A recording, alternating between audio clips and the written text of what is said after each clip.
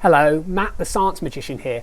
I'm going to be presenting for the next half an hour lots of objects of wonder that I hope will make you curious. Now sadly, because of the lockdown going on at the moment, I'm unable to visit you in person to present my science magic shows. So instead I'm taking you down to my workshop and studio where I'll be presenting the tricks from there. I hope they make you go wow, but also I hope they get you thinking more about the science of all around us. In our time together, I'd like to share with you lots of things that I call Perspectricks. Because it depends on your perspective, your view, you might get a different one. Like this, you look at this and it says the word science. But if we place a mirror here and get a different perspective on things, you can see the word magic. So we've got magic and science built into this one illusion. This is just made from a piece of paper that I folded back and forth to create a staircase. And then if you view it from one angle, it says one word, and if it views from the other, you see another word. I first came up with this idea. I was working in Bristol at the time and saw this illusion actually on the street. And if you go to visit the wonderful museum, the SS Great Britain, it's really close to that.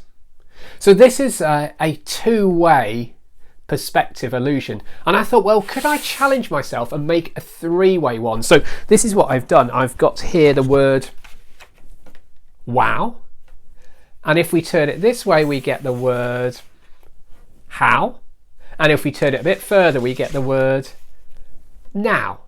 So we get what I call the cycle of wonder. Wow, that's amazing. How does it work? Now I wonder what we can do with it. Now I wonder what else. Now I wonder what if. So I'll be sharing lots of these Perspectricks. I'll be giving you some instructions to make your own. For instance, you should be able to download a template for this concertina one. This one's a bit tougher. It's not too hard to make. You just make lots of pyramids, and then I just set up a projector and shone it onto that and traced some images. And that's why it's a little bit shakily drawn, because I traced the images onto these pyramids, turned it round and did it for the second image. So let's watch a bit of a montage of some of the illusions I've been creating this year.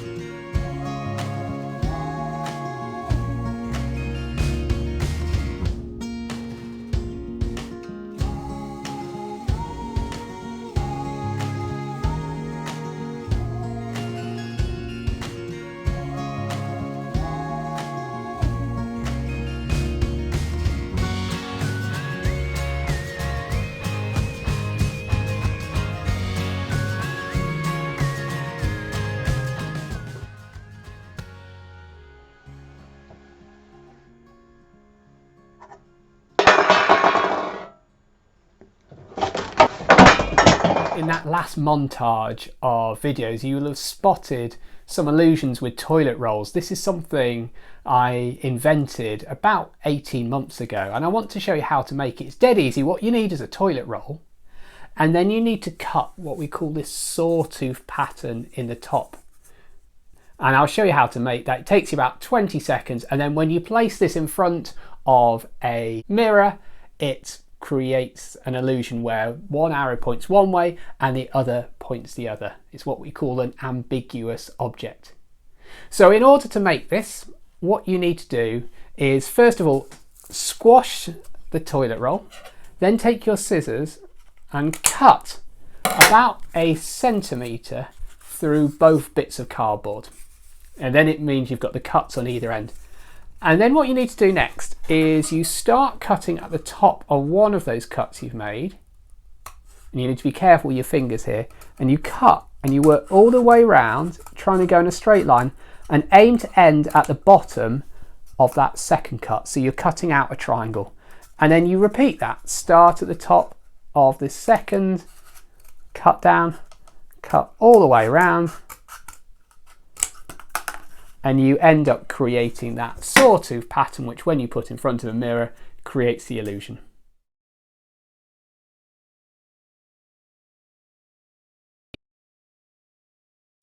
Now, in that montage you've recently watched, there was another illusion involving an empty frame and some Coke cans. And I'm going to tell you a way you can create your own. So the first thing you need is you need a empty frame. And the second thing you need is a desk light. That's going to be shining a bright light onto the frame. We only use the light at the start to create a shadow, just to make it easier for us to do this. And then the final thing you need just for now is some paper and some pens. Now, I've already cut this paper out and I'm going to show you a series of photos and talk you through. But what you do to start off with is you effectively get your big piece of paper and you set it up like this with your frame. You shine a bright light on and that will create a shadow from the frame's edge. And what I've got here, this wedge shape here, is where I've drawn a line and cut out around the edges.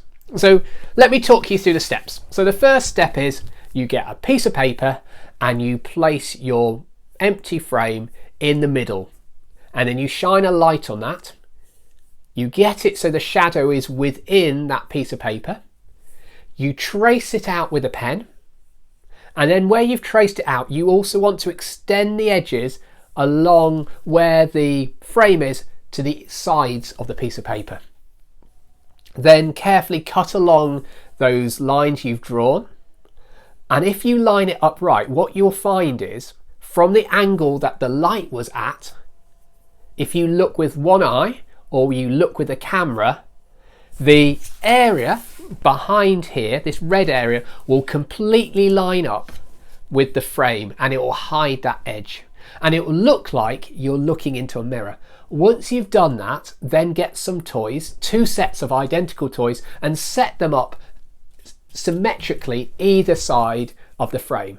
And then when you view it from that special angle, it will look like you've got a mirror there. And if you want to be fun with that, you can play with shadows. One of the telltale signs is you're looking at a mirror is when the shadow's a bit weird. So maybe put the light from the side and then the shadows won't give it away. Maybe play around with putting some text, some words there, but the words on the other side of the mirror are going to be upside down, so you have to make a second set with the words upside down. So have fun with this idea of creating your fake mirror frame. Recently I made a video for the Magic Circle, which I'm a member of, and it explains the development of one of my illusions. So let's start off by watching a chessboard.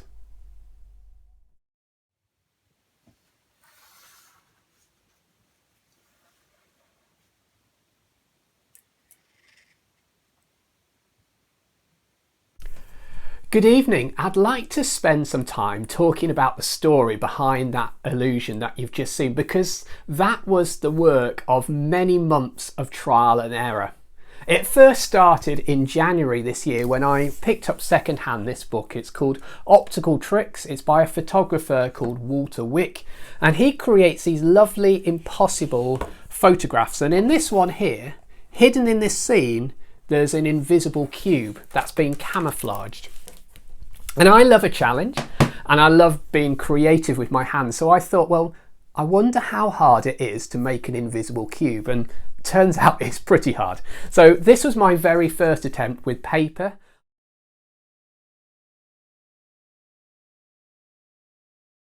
What I did was I printed out on my computer a grid, and then I set a white cube in the middle there. And then I hand drew the lines. I set a camera up and then I sort of drew the lines, the best fit that I could take. What's actually happening here is this top part of the cube actually matches a region over here. And then the sides match some of the bits in there as well. but it's messy. And the reason it's messy, first of all, it's hand drawn, which reveals it. Second of all, you'll notice that the black lines aren't at the edge of the cube. And because they're not at the edge of the cube, these are edges that show up. When you want to camouflage things, you want to minimize the difference between the object and the background. And one way to do that is to put some black lines on there. So rather than have this messy top, what I did was this version here.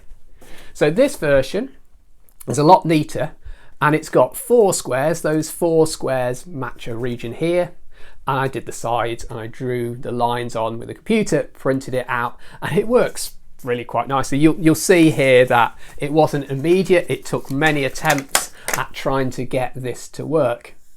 The next part in the story came from a comment from fellow Circle member Steve Price. He said, well, why are you limited to doing a cube?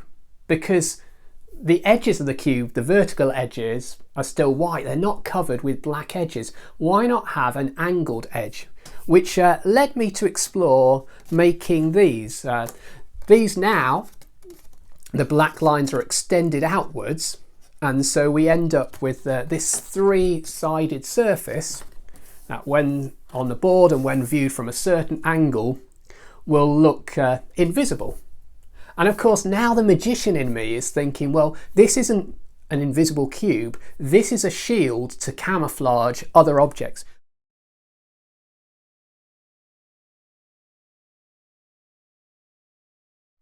So the simplest way to have this shield removed was, well, to stick a little strong neodymium magnet under there, have a flap just made out of cardboard, comes up close, connects to it, lifts up. But can we do better than that?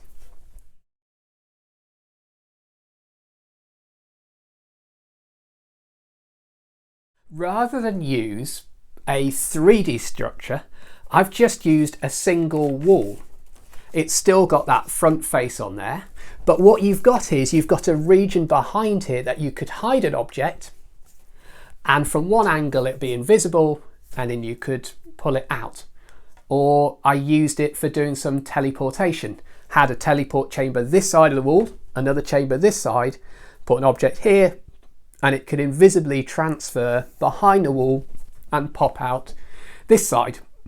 Now, this was fun to play with, but at the same time, I've been doing some other optical tricks with mirrors.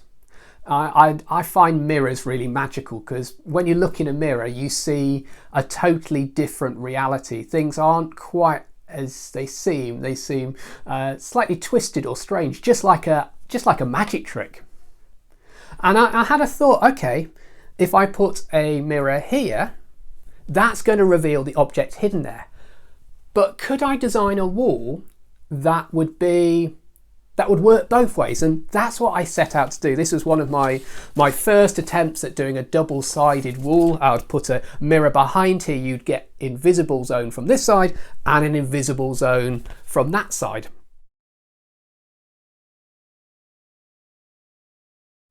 After many attempts, I ended up creating this. This was the board I used for that chess illusion at the start. I've got it currently set up with some Lego figures for a slightly different photograph where there's a phantom tiger appearing in the shot. I'm not going to lie, it took a lot of work to get this flap to line up on both sides. Again, it was an iteration process. For this particular illusion, lighting is critical. Shadows are my nemesis in this illusion because you've got lots of dark spots that I need to have as well lit as the foreground here. Now you may be wondering, at the start we had the chess piece that was moving. How did that work? Well, really down and dirty simple. I just had a magnet underneath the chess piece. Underneath the board I'd had a thin piece of thread with another magnet, and I just pulled the thread and the chess piece followed. In my quest to reduce the number of edges where the object meets the background, I came up with this idea. This is a step. So what we've got here is we've got the board on 2 levels. We've got the top board and the bottom board. And if you look at it from a certain angle, the lines would join up and it would look like one flat board.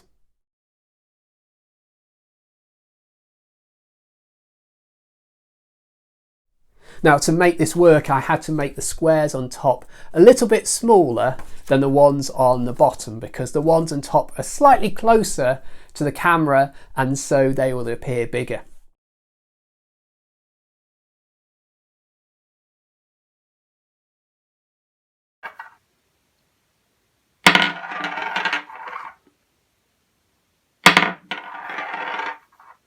And if the whole table is tilted up, if it's a ball, it will just run straight underneath here. And it's just a really cheeky illusion. You can keep on vanishing and vanishing objects until you get bored.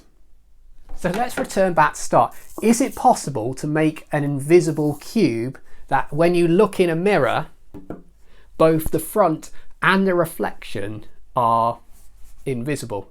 Again, it took many iterations, but eventually I ended up with this next photograph and video.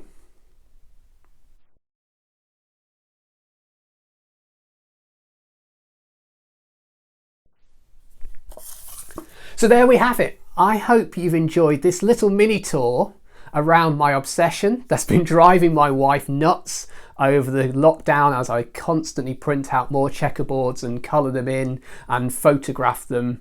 Do follow me on Instagram and Twitter. I'm simply @ScienceMagician. And if you're on Facebook, which you probably are watching this video, then join my group Perspectricks.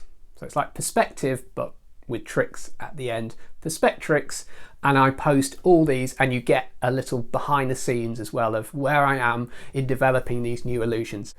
I've also included with the download a template for making two of those illusions. The first was that invisible cube on the checkerboard, and the second one was that green checkerboard on 2 levels where an object dropped over the edge and disappeared. So have fun making those.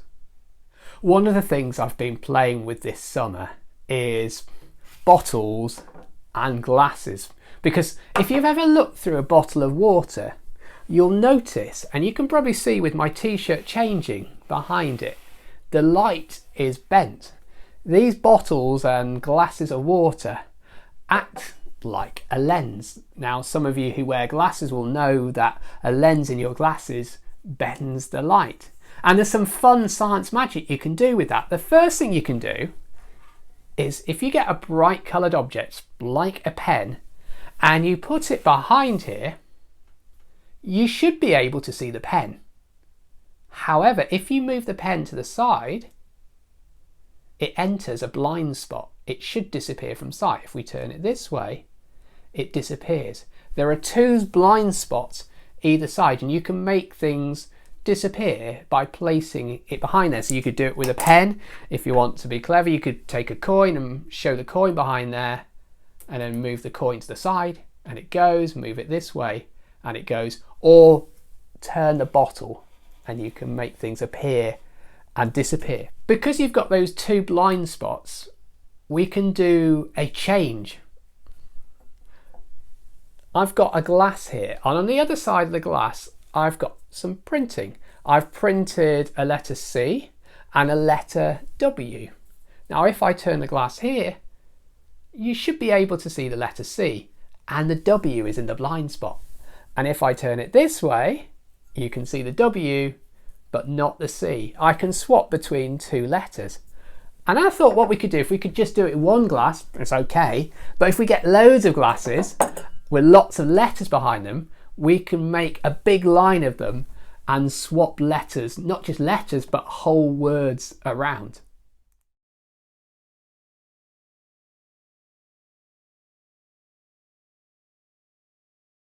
I had this card printed. This card has 2 words on it. It has the word reverse, and then it also has the word reverse reversed. These are tiny little lenses all side by side by side, and it swaps between 2 slightly different images.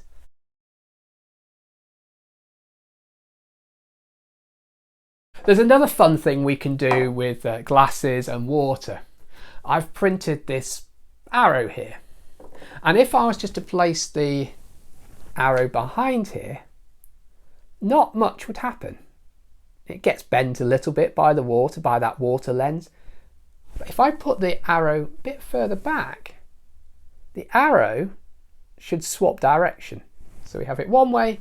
When you look through the glass, it's a different direction. And I set myself the challenge of seeing how many different flips I could have using lots of different glasses.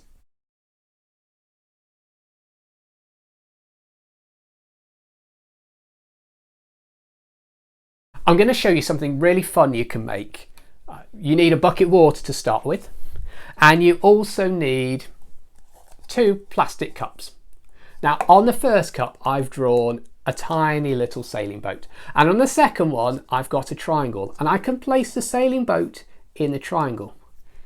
Some of you may have heard the made-up story about the Bermuda Triangle. It's this idea that in the sea there's a place where lots of ships vanish. It's made up, it's not true. But let's see if we can make this Bermuda Triangle make the ship disappear.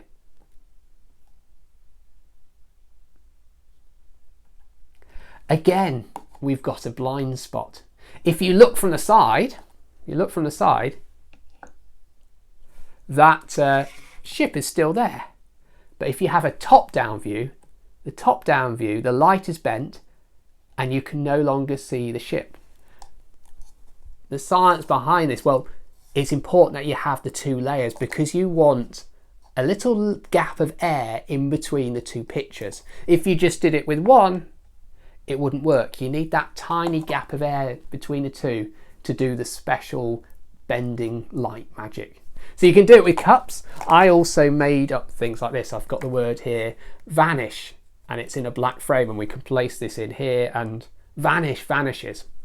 And we've also got here a self-portrait, a picture of myself here. And if we put that in here, some of me disappears. The way this works is, well, again, it's got some air trapped between the 2 bits of plastic before I put it in the laminator.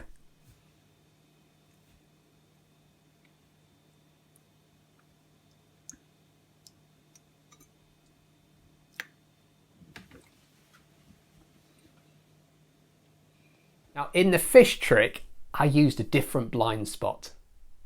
I had the fish hidden behind the glass. Now if you look through the side, you'd be able to see it. However, if you look through the top, you wouldn't be able to see the fish because the light is bent in a strange way. It creates that other blind spot, which means I can reach inside here and then pull out the fish and drop it in the water. And it looks like it appears from nowhere, using that special property of a lens bending the light. One of my favourite science stunts involves a drinks can. Now it looks like it's staying up by magic. It's not. It's just very simple science. The thing is, if you try this with a full can of drink, it will tip over. And if you try it with an empty can of drink, it will tip over as well. What you need to do is you need to have your drink half full of liquid. And when it's half full, and you put it like this, what you find is half the weight of the can and the water is on this side, and half the weight is on this side. And because it's half and half, it's balanced. It's a bit like when you go to a playground and you go on a seesaw. When 2 people weigh the same at either end, it doesn't go up or down. If one side's heavier, then it goes down, or it goes down this way. Now, if you're going to try this, can I give you some top tips? First tip is do it outside, and then if it does spill, it's not going to make a mess. Second tip, even though you can see I've got a Coke can here, I always do it with water inside, because if it does spill, even if I'm outside, I don't want the sticky, stainy mess of Coke going everywhere. Water is easier to clear up. So once you've done that, you can then start making things a bit more interesting. If you have a drinks bottle like this, and it's got one of these sports caps, you can balance a can on the top like this. You want a lid that doesn't bend up, because if it bends up, the can will roll off the side. You want it bending down. It's what we call concave. It's like a bowl, and it will always roll into the middle. So have a play with that. See if you can get a can balancing, and then be creative where you balance it. But at the same time, be thinking, where's a sensible spot to do it? So that's one uncanny balance. Let me show you another one. This involves something I bought from a science museum. It's a flying pterosaur, and it's been carefully balanced to perch just by its beak on my finger. Now what's happening with this is you've got some extra weights here and here, and it looks like it's going to be heavier at the tail and the feet end and tip this way, but because these heavy weights are here, it counterbalances it and stops it falling. So you can balance it on your finger, you can balance it on a bottle lid, and it's really fun to play with. The only problem is this cost me about £12. And I love doing things which you can do with things around your own home. So let me show you how to make your own flying pterosaur. What you need 2 forks, you need a cork, and you also need a tiny little matchstick. Now you can see here, my matchstick is just sticking in the end of the cork. And I've already made some holes here. I'm going to be careful when I push the forks in that I don't jab it into my finger. And what you've got here is you've got your flying pterosaur. And it works in a very similar way to the plastic one I showed you. You've got this point here where the beak, where the matchstick is, where it balances on a bottle. But I was thinking, let's go back to this can for a moment. If there's too much weight on this side, it'll tip this way. If there's too much weight on this side, it'll tip this way.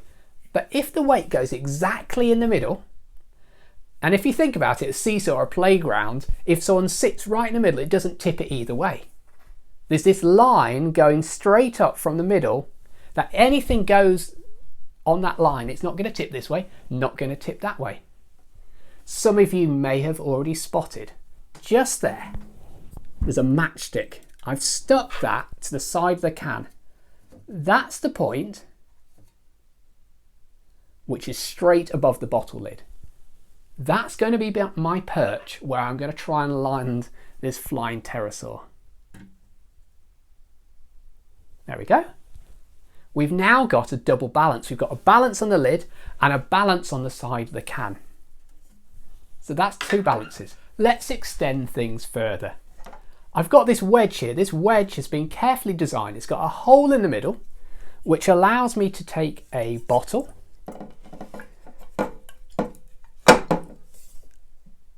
and this becomes a seesaw. But it's too heavy at this end. It's tipping this way. So I'm going to add my plastic drinks bottle there to be a counterweight. And now we've got this lovely balance here that it looks like it should tip over, and yet we've got half the weight this side, half the weight this side. But we can extend this further because I've already showed you I can balance a can and that bottle, and I can balance a flying fork pterosaur on the can. So let's see if we can get 3 levels of balancing going on. Now, just to help myself, I'm going to do a few things. It's not cheating, it just gives me a helping hand. So first of all, this is a spirit level. It's what builders use to make sure everything's nice and level. So I've just got a bubble at the top that just helps me find the level spot. So that's sorted now. I'm going to add these here. These are just tubes that will be there as protection. In case I knock it, then these will catch it. They're not actually holding it up. They're just there like a safety net. Okay, so let's give this a go to start with. I'm going to take my mic off as well because I need to get this.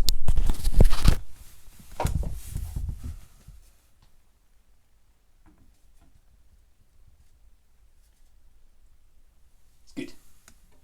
So let's just check this is working. So we've got 2 levels of balance now.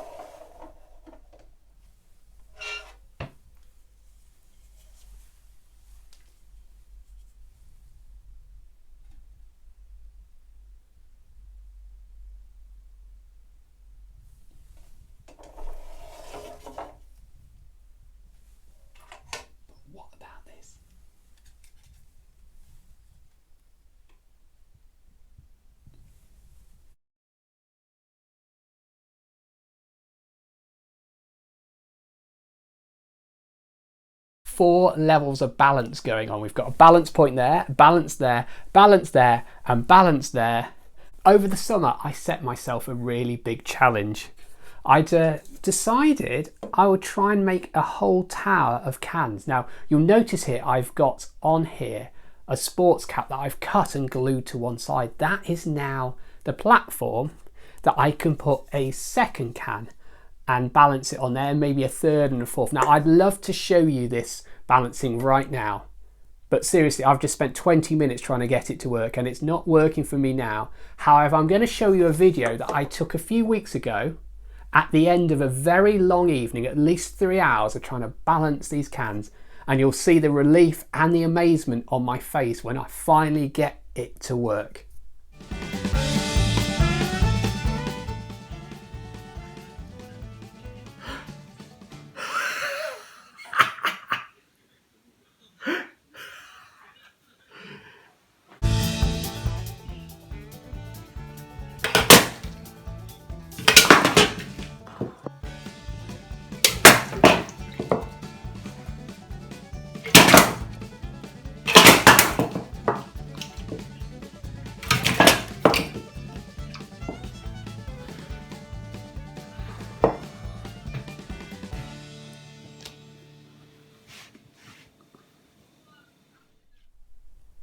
So that's everything from me. I hope you've enjoyed my Perspectricks, seeing things from a different viewpoint and creating the wow, the how and a now. Have a great rest of your day.